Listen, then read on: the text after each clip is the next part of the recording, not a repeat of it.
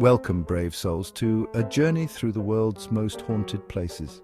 I'm your host, Keith Baker, and tonight we're diving headfirst into the shadows, where darkness reigns and the spirits of the dead roam freely.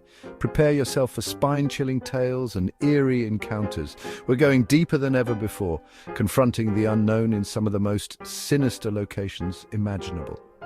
From the haunted halls of ancient castles to the unsettling silence of forgotten asylums, we're about to embark on an adventure that will test the limits of your courage. Our first stop brings us to London, England, home of the infamous Tower of London. This fortress, steeped in centuries of bloodshed, stands as a haunting reminder of England's brutal past. Within these walls, kings were crowned, prisoners were tortured, and countless souls met their untimely end.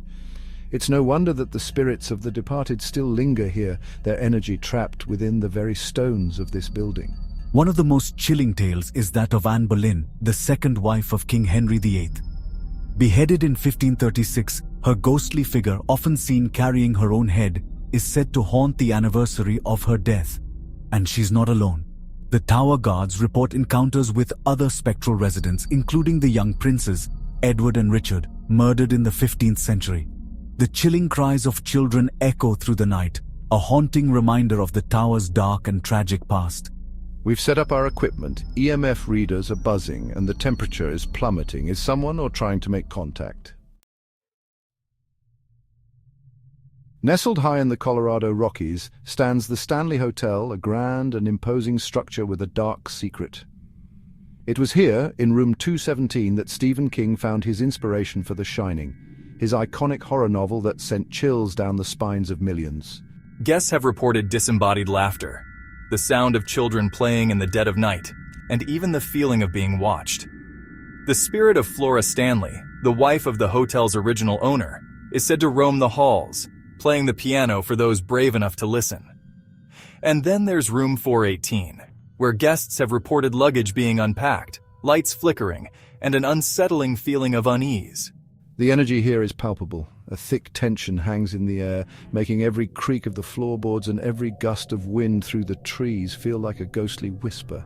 We've come prepared, armed with EVP recorders and thermal cameras, ready to document whatever paranormal activity might unfold. Chapter 3. Beneath the bustling streets of Paris lies a chilling labyrinth, a subterranean ossuary known as the Catacombs. Here, the skeletal remains of over 6 million Parisians are arranged in a macabre display, a stark reminder of our own mortality. The air is heavy with the weight of death, the silence, broken only by the sound of our own footsteps, echoing through the endless tunnels. The sheer number of souls laid to rest here creates an overwhelming energy, a palpable sense of the presence of the dead. Whispers seem to emanate from the walls, cold spots send shivers down your spine, and the feeling of being watched is inescapable. Some say the spirits here are restless, disturbed by the presence of the living among their final resting place. Others believe they are guardians, protectors of this sacred ground. Tonight we're going deeper into the catacombs than we ever have before, venturing into areas rarely seen by human eyes. The air grows colder with every step, the darkness more oppressive. What will we find in this subterranean realm of the dead? Chapter 4. Deep in the heart of Louisiana stands the Myrtles Plantation, a beautiful antebellum mansion with a sinister past. This grand estate has borne witness to countless tragedies, its history stained with tales of love, betrayal, and murder. Slaves were mistreated and killed on the grounds, their souls unable to find peace. The most infamous spirit said to haunt the plantation is that of Chloe, a slave who was hanged for poisoning the plantation owner's family. Her image has been captured in photographs, a ghostly figure peering out from one of the upstairs windows.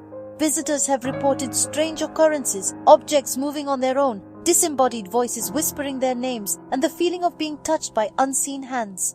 The Myrtles Plantation is a place where the veil between the living and the dead feels thin, where the spirits of the past walk among us. Chapter 5. Our final destination takes us to Xochimilco, Mexico, to a place so unsettling, so disturbing, it's known simply as the Island of the Dolls. This small island, shrouded in legend and lore, is home to hundreds, perhaps thousands of decaying dolls, their lifeless eyes watching your every move. The story goes that the island's caretaker, Don Julian Santana Barrera, discovered the body of a young girl who had drowned in the canal. Haunted by her spirit, he began hanging dolls in the trees as a way to appease her and ward off evil. But the dolls, instead of offering comfort, seem to have taken on a sinister life of their own.